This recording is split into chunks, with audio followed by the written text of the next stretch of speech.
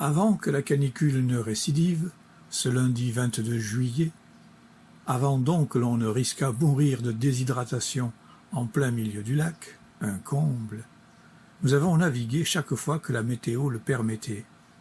Il arrivait donc parfois que l'on prit quelques photos ou quelques bouts de vidéos, photos et vidéos que l'on va regrouper pour tenter d'en faire une sorte de récit qui fera peut-être plaisir à ceux qui s'y reconnaîtront, notamment ces amateurs de voile venus de Léognan en Gironde. Ils étaient à la recherche d'un voilier multifonctionnel et assez grand pour voyager à 10 ou 12 et naviguer aussi bien en mer qu'en lac qu'en rivière. Pas étonnant donc qu'ils aboutissent aux Oréades pour tester les multimonos. Un jour idéal pour cela.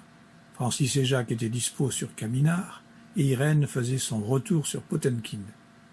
Et si on tentait la traversée complète du lac à un après-midi?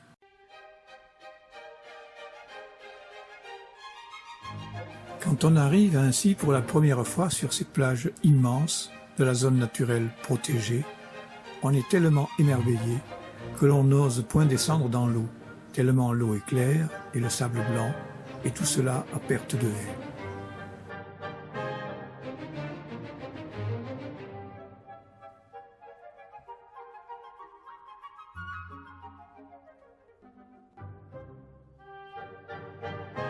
Chacun, quel que soit son âge, retrouve ses instincts d'enfance. Et on se met à jouer dans l'eau sans trop savoir pourquoi.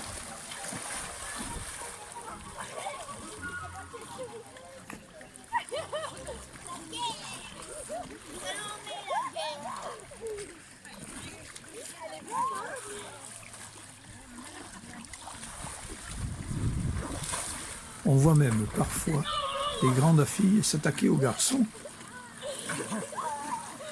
Et ce que la plupart des fraîchement débarqués ignorent, c'est qu'il se trouve pas loin de Sanguinet. Et oui, ce petit triangle de dunes appartient à la commune de Sanguinet. Toute une histoire. On s'y rend à pied pour découvrir de là-haut les paysages à tomber par terre. On les retrouvera plus tard, ces paysages.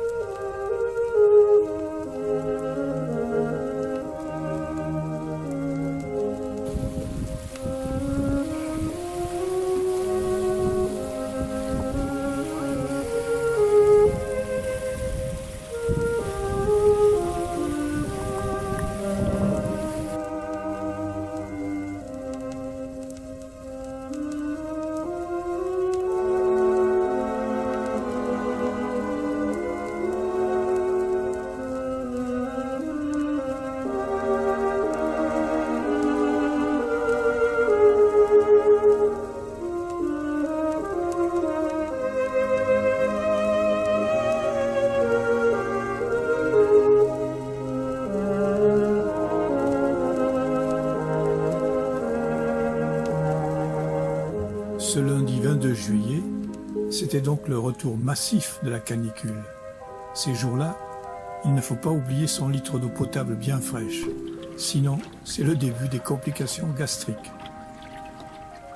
On ne dirait pas que sous ce ciel voilé, c'est 40 degrés qui régnaient en maître, ne laissant passer que des petits courants d'air de force 2. Nous attendons donc le retour du froid.